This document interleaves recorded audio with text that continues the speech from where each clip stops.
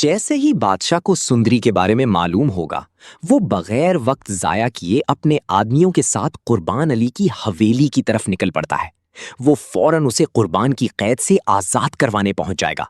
सुंदरी को बचाते ही वो उसे सीधा वापस हवेली ले आएगा, जहां पहुंचते ही वो गुस्से में आकर मोरक का हाथ पकड़ेगा और उसे हवेली से बाहर निकाल देगा। बादशाह का ये रवैया देखकर साहिब जहां और जिहाद फौरन उसे रोकने की कोशिश करेंगे। वो हैरानी से कहेंगे, क्या तुम होश में हो? मोर तुम्हारी बीवी है, तुम इसे इस तरह घर से नहीं निकाल सकते।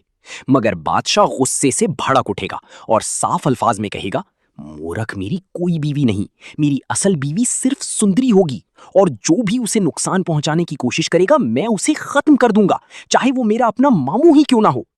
मूरख आगे से वो कहेगी, सुंदरी के बारे में तो मैंने ही बताया है। अगर मैं ये ना चाहती कि तुम्हारी शादी सुंदरी से हो, तो क्या मैं तुम्हें इसके बारे में बताती? जरीना ने भी इसीलिए सब कुछ बताया होगा क्योंकि वो नहीं चाहती कि कोई और उसकी सौतन बने। बादशाह की दीवानगी देखकर जिहाद को एहसास होगा कि हालात काबू से बाहर हो रहे हैं।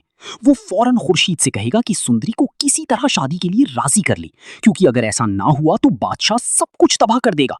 लेकिन जब खुर्शीद सुंदरी को समझाने की कोशिश करेगी तो सुंदरी दो टूक अल्फाज में इनकार कर देगी। वो कहेगी, मैं मर जाऊंगी मगर बादशाह से शादी नहीं करूंगी, और अगर किसी ने मुझ पर जबरदस्ती की तो मैं अपनी जान ले लूंगी। ये बात सुनते ही बादशाह मजीद खतरनाक हो जाएगा। वो सुंदरी को धमकी देते हुए कहेगा, मैं तुम्हें मरने नहीं दूंगा। लेकिन अगर किसी की जान जाएगी तो वो सिर्फ गुलाम की होगी जो हमारे दरमियान आ रहा है। अगर गुलाम की जिंदगी अजीज है तो खामोशी से मुझसे निकाह के लिए तैयार हो जाओ।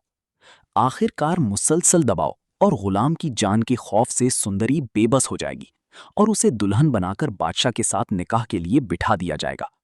मगर ऐन निकाह के वक्त सब कुछ बदल जाएगा, क्योंकि उसी लम्हे गुलाम की जबरदस्त एंट्री होगी और वो आते ही बादशाह पर हमला कर देगा।